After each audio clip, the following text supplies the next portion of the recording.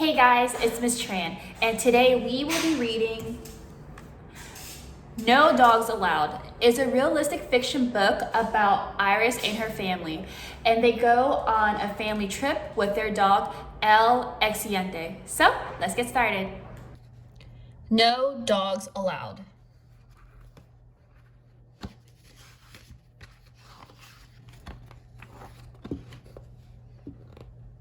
Hi, my name is Iris. I'm 7. And once, a long while ago, when I was 6, I lived in a place called the Bronx, in the kingdom of 3rd Avenue, in the land of New York City, with a big sister named Shorty the Fortune Teller, who could tell the future by rolling her eyes. A mother named Mommy the Busy because she was always busy doing something. A father named Poppy the Clever who, with a touch of a hand and about 5 or 6 hours, could fix anything.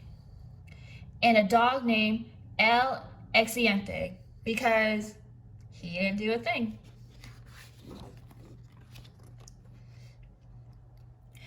One day we decided to go to a lake in the Enchanted State Park. We woke up very early. That's how you beat the traffic and get a good picnic table. It was so early, it was dark outside.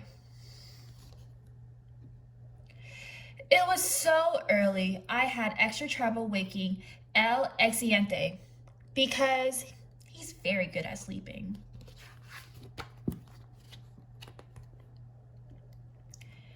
My Mommy the Busy and my Poppy the Clever got everything ready. Mommy made a little lunch and a little after lunch snack. Then she made a little dinner and a little after dinner snack.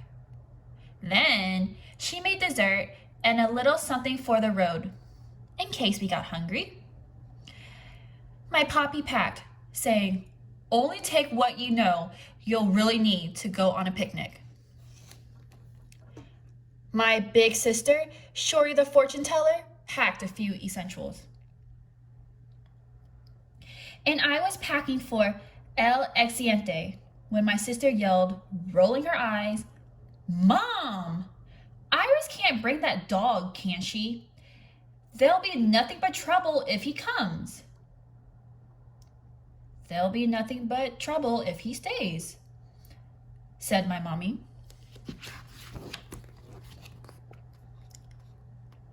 We lugged our things to the sidewalk and met my cousin, Carmen the Beautiful. She brought her traveling beauty parlor.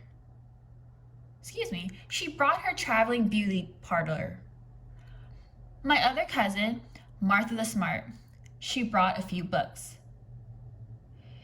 My Aunt Tuta, the happily married, and her brand new husband, Juan. They were so in love, they could only bring each other.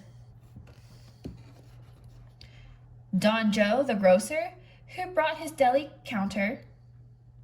The wise old people, who wisely brought a table, chairs, and a box of dominoes so they could finish a game they started 100 years ago when they were young in Puerto Rico.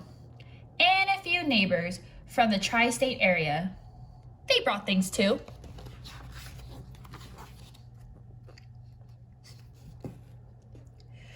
We loaded our trucks and cars and trailers, and off we went. We never took the highway. Poppy said old roads were better to break down on.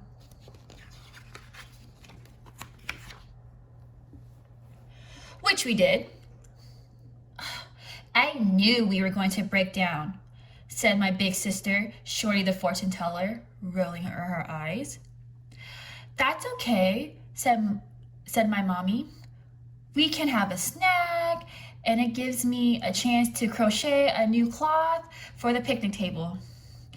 And it gives me a chance to rotate the tires after I fix the car," my dad said cleverly. "And I can fix my hair a bit," said Carmen the Beautiful. "And I'll have time to finish reading this grim fairy tale," said Martha the Smart. I was just getting to the good part. and I'll be able to make some sandwiches to have before, during, and after we get to the lake, said Don Joe the grocer. My Aunt Duta, the happily married, and her brand new husband Juan gazed into each other's eyes and said, "Oh boy, this gives us a chance to spend some time together before we get to the lake, to spend even more time together." The wise old people didn't say anything, but looked around wisely, set their table and chairs, and broke out the dominoes.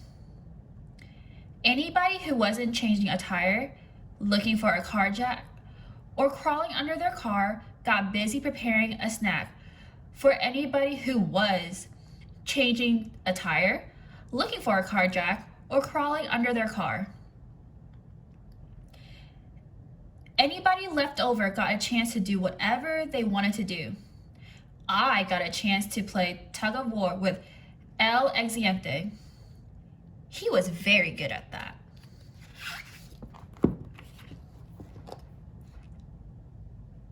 So I knew exactly where the road trip was when my papi wanted to check it so we wouldn't get lost once we were on the road again. But we got lost anyway. I knew we were going to get lost, my big sister Shorty the fortune teller, rolling her eyes. "Think of it as an adventure," said my mommy. "Besides, it gives us a chance to visit other neighborhoods and practice our English when we ask for directions."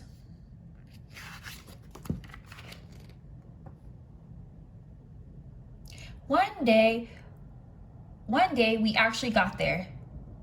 "It's a miracle," said my big sister, the fortune teller. I couldn't wait to do all the things I've been thinking of, like jumping in the enchanted lake and getting some enchanted sun and eating some enchanted lunch and taking an enchanted nap and building some enchanted sandcastles. And that's when my big sister's eyes stopped rolling long enough for her to read the enchanted sign that read, "No dogs allowed." Enchanted or otherwise. I knew it. She was hopping mad. I knew this was going to happen. I gulped. My sister was right. El Exigente did cause trouble. This was terrible. What were we going to do? Go home after breaking down and getting lost because El Exigente was a dog? He couldn't help it. He was born that way. Besides, being a dog was what he did best. Why weren't dogs allowed at the lake anyway? I looked at Mommy. My mommy and Papi looked at each other. Everyone started talking at once, in English and in Spanish. Then Papi said, "Wait a minute. Can you all be quiet so we can figure out what to do?" "We'll never figure out what to do," said my sister, rolling her eyes. But everyone was too busy trying to figure out what to do to hear her. Then my papi yelled, "Cállense!" at the top of his voice. This means, in case you didn't guess, quiet in Spanish.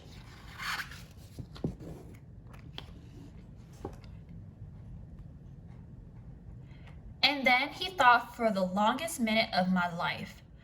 Finally, he said cleverly, "Look, these packages are heavy. We might as well put them on a nice picnic table until we figure out what to do." Then my mommy got busy saying, "It's hot. I might as well fix some coconut pineapple punch and set out the blankets in a nice shady spot until we figure out what to do." And Carmen the Beautiful said, "I might as well put on my swimsuit in case Prince Charming shows up until we figure out what to do."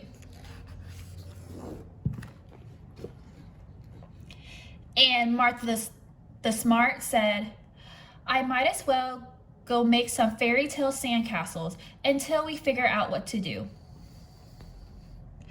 And Don Joe, the grocer, said, we might as well eat those sandwiches I made until we figure out what to do.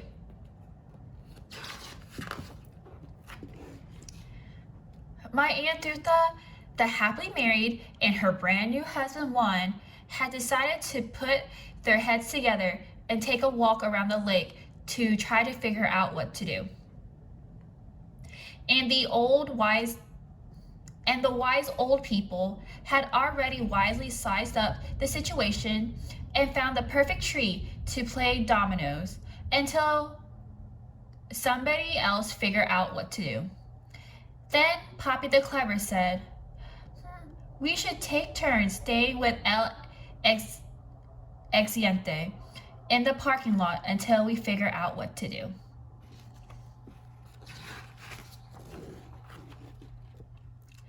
So that day, in the parking lot of the Enchanted State Park, my dog had his fur done by Carmen, was read to by Martha, was fed by Don Joe, was babysat by my Aunt Dutha and her husband Juan, played dominoes with the wise old people, had his paw read by my sister, and was hugged and kissed by me until we could figure out what to do.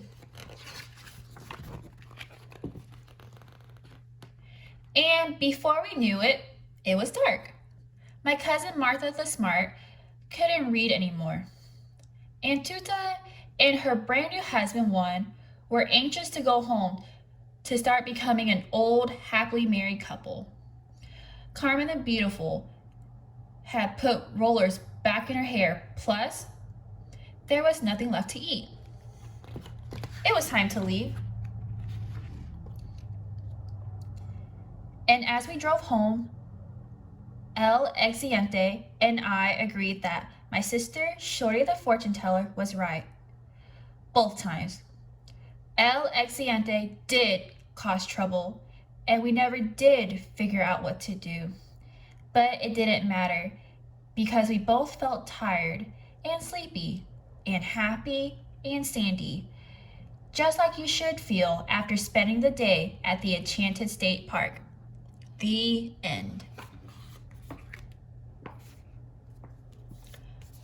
All right, now go ahead and finish the activity that goes with this book, and I'll see you guys next time.